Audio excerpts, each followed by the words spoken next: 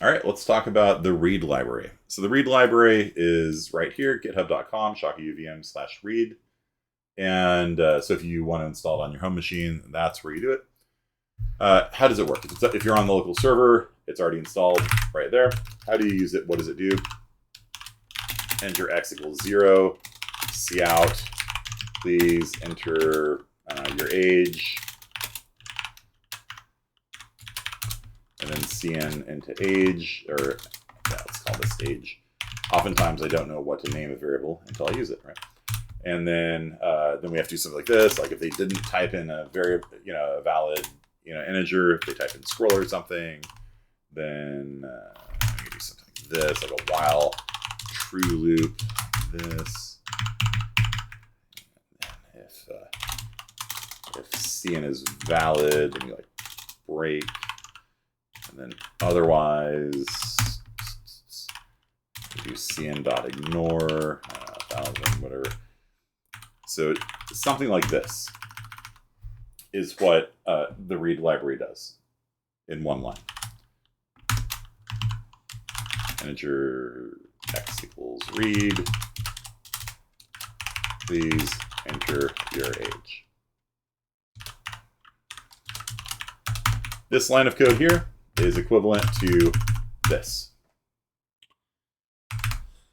So it makes input so much nicer for C++ that I mean, it is kind of tooting my own horn a little bit, but like I have trouble going back to like standard IO streams, input and output after that.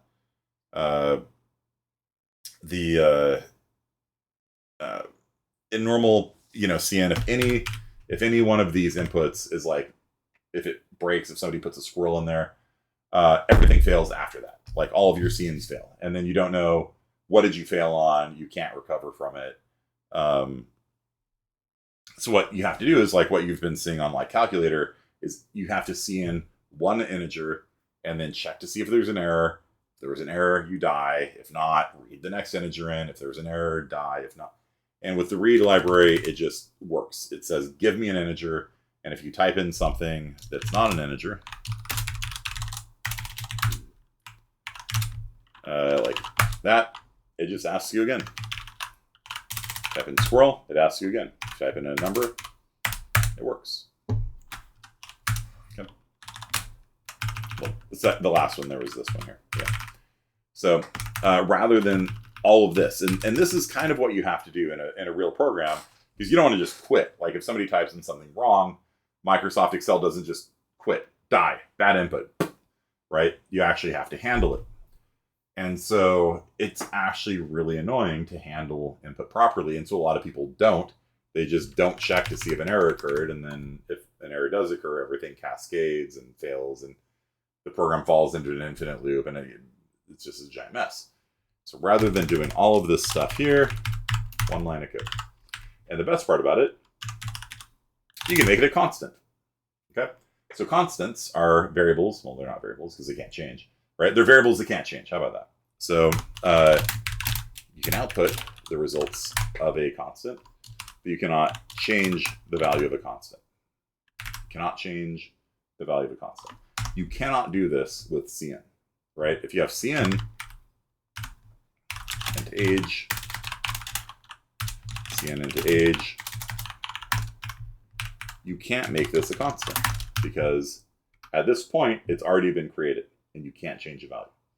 So the read library actually allows you to do something that you can't do using standard IO streams. And, it kind of depends on how much value you place on constant. But a lot of people try to make every variable they can constant if they can. Like if this is not going to change, like if you're entering your age and, your age isn't going to change, a lot of programmers will say make it a constant. So if you change it accidentally, like if you accidentally go like, if age equals 50, you guys see what the problem is here? What's wrong with this? Why am I getting an error or a warning on this?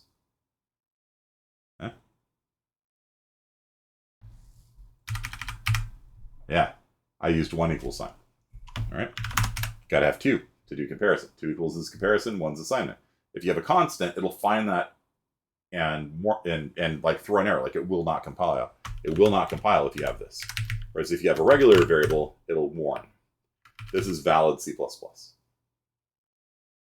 probably wrong, which is why you get a warning. A warning's like, you're doing something that's kind of sketchy. It's probably wrong. But with a constant, it's an error. It will not compile if you change it. And so by using the read library, you can make all of your variables that you want to be constant. It's fine. So, and that stops a lot of accidental bugs like this. All right. In addition to read, there's another function called readline. You can just do that if you want, or you can say like, please type your name. And this is like the equivalent of like getLine. Okay. And so that's going to read until the user hits return. We see out S. Type in number, it's fine. Type in your name, Kearney, and it reads the whole line, not just one word. Normally, when you cn double right arrow into a string, you get one word. With getLine or readline, my version of getLine, it reads until the new line gets encountered. Okay. Constant is more of a safeguard for the programmer. Yes, it is. It keeps you from shooting yourself in the foot, right? Like if your name should never change in the program, right? You want to make sure like that will guarantee it to a really real extent. Like there's always like sneaky ways you could change it, like editing RAM values or whatever, but like basically this is going to enforce a rule that your name can't change during the course of the program, or at least this variable or constant holding your name can't change. So even if you did it accidentally, like you accidentally did like a plus equals Bob or something like that, it will catch it. And so const catches errors. Like if something shouldn't change, then it should be a const.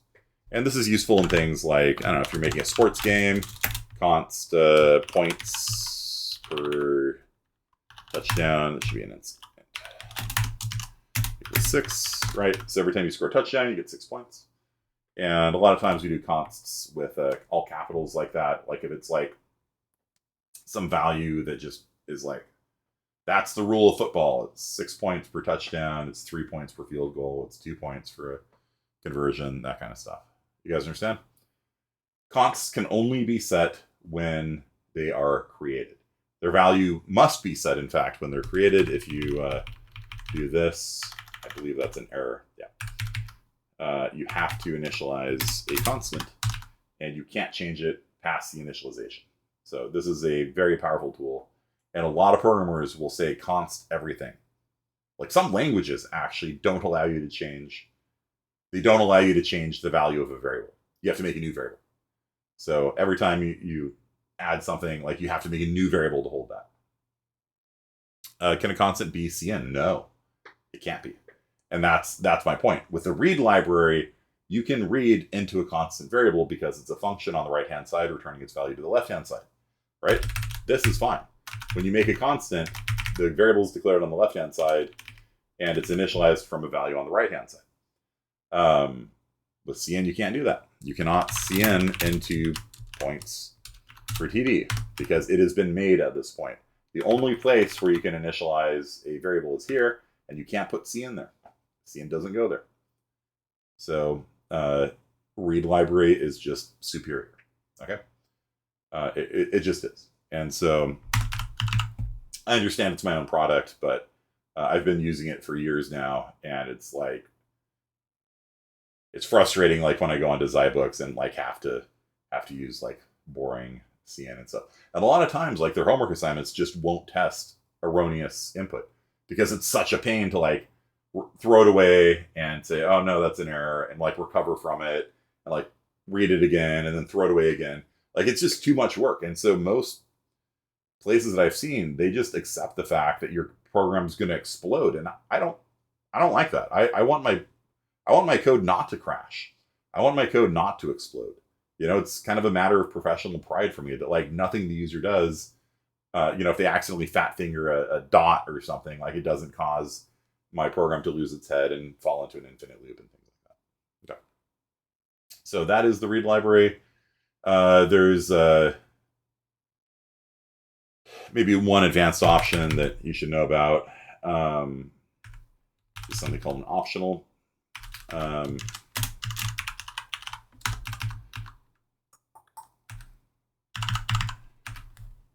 this one is auto, I don't know,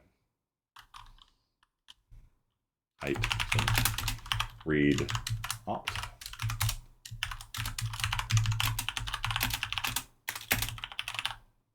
Why did it teleport backwards?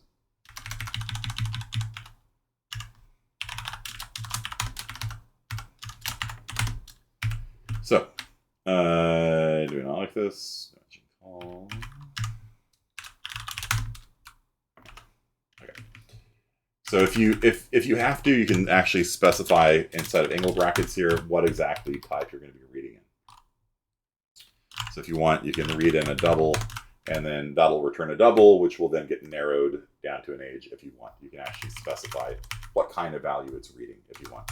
If you don't specify it, then it figures out the type from the left-hand side here.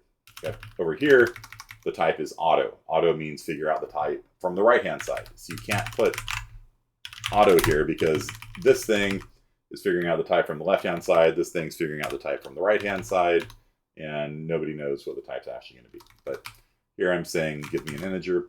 Now, what does this do? If a squirrel is read, if a non-integer, let's be more precise, if a non-integer is read, returns null opt, which means, let's see. Okay. So we're going to ask for the height. So we could say if height, so in other words, if it was read without error, see out height. Otherwise, let's see, height dot value. Okay. Otherwise, why is this thing teleporting? I think the server is lagging right now or something. No, just me. Okay. Otherwise, we'll see out bad input and die. All right. So you guys see how this works? And so for a lot of your homework problems, you actually have to detect if there was an error. The way that I usually write code is that if they type something bad, I just throw it away and ask them again. What is your age? They say, squirrel. No. Throw it away. What's your age? Squirrel. No. What's your age? 42. Okay, thank you. With read optional, if they type in squirrel, then you can check for this. Okay? So you can say if the thing is valid, then print out the value. Otherwise, print out bad input. So if you want to use the read library on your homework, age is 10, name is Skrillex, enter my height, squirrel. Bad input. You see that? So this gives you the ability to, die if the input's bad. So that's the main benefit of read option. Sometimes you want to actually know, was there a bad input? And if so, go in different ways. Okay? But if the value is good, then see if I type a bad value here, it just keeps reprompting, right? Name, Skrillex, please enter your height, 60 inches. It returns 60. You guys see that? So read option is very valuable for your homework assignments. For the first competency exam, you're going to have to use the read library to implement your code. So should we learn how to do input validation with a normal CN for the future? Yeah, because, job interviews and things like that, you're going to need to know, like, this is very important. If not, CN. It's very important. Did an error occur? So that's why I haven't really been hammering the read library until now, because you need to know standard input and output. Because whenever you go to a different company, this is not part of the standard, although I wish it was. And so if you use this on a whiteboard interview, they're like, what are you even talking about? I've never seen this thing before in my life. I've never met this man in my life. So you need to know C in and C out. That's why we've been kind of doing that. But once you kind of get that under your belt, I kind of recommend you guys use the read library because it just makes your life easier. You're not going to want to put staples through your eyelids as the result of having to write, if not CN 500 times. And then for the first competency exam, you must use the read library. So that's how I'm going to kind of get you guys up to speed on this. Okay. So that is the read library, the read, readline, read opt. That's basically all you need to know. If you want to know more about the stuff that's inside of there, you can just vim that file, vim/public/read.h, and see what else is in there. But these are the important ones. All right. Done.